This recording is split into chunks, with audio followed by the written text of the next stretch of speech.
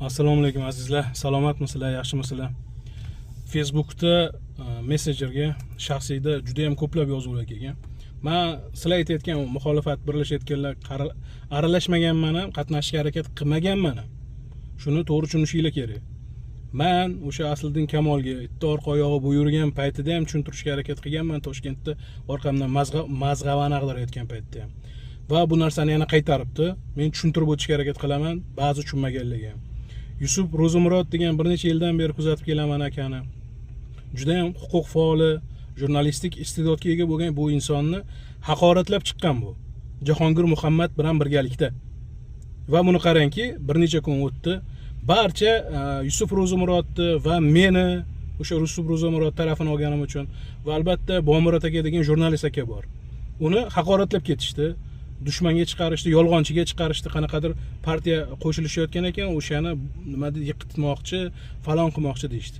Aralashmaganman ham, yana qaytaraman. Ikkinchidan, o'tgan kunlarda Jahongir Muhammadning o'zi jonli efirda nohaq ekanligini aytib chiqdi. Eshitdinglar o'sha sharmandalar, shaxsiyda faloncha deb yozganlar. Yoki Yusuf Ro'zimurod haqorat qilib o'tirganlar kommentariyada. Jahongir Muhammadning o'zi aytib chiqdi, kechirim so'radi so'kkani uchun. Erkakchilikda bo'lib turadi, gapiraveraman deb chiqdi. Jonli efirda o'zi turibdi. Ikkinchidan, shaxsiyda yozishganimizni chiqarib yuboribdi-da dedi.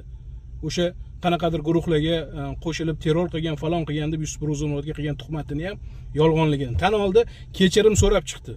O'shalarning qatorida onasi ham qolmasdan umuman sha'niga qattiq ta'sir qilib so'kingan o'sha Asliddin. O'zini vallomat deb his qilyaptim, bilmadim. Men bir necha yil haqiqatdan ham keskin siyosiy voqealarga aralashmadim. Aralashtirish xohlamadim ham. Bir necha kun oldin faqat Yusuf Ro'zimirodning tarafini olganim uchun chiroyli video qilib chiqqan ekanlar. O'sha kuni jahlim chiqib bir video qilib chiqargim keldi, borini aytib. Asabim chiqqan edi, o'zim bosishga harakat qildim, akalar o'zingni bos deyishdi, mayli dedim. Lekin bugun mashinada o'tirib, buni hammasini ko'rib chiqdim. Va yolg'onchi o'zini tilidan ilinadi. Itni orqa oyog'i bo'yib yurgan odam doim oldi oyoqqa hasad qiladi shekilli deb o'ylab qoldim-da. Oldi oyoqlari ham atrofida yig'ilib olishibdi. Mayli, nima bo'lgan taqdirda ham akalar. Men haqiqatni bilishinglarni xohlayman xolos. Haqiqatdan ham men o'sha yosh turkistonliklar harakatida jimib ketdim. Nimaga? Buni sababini men aytib o'tishim kerak.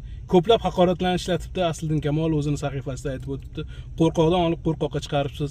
Mart yigit, hozir mana o'zini videosini qo'yib beraman. O'sha yerda hammasini o'zingizlar eshitib, xulosa qilinglar. Men ortiqcha gapirmoqchi, o'zimni oqlamoqchi emasman azizlar.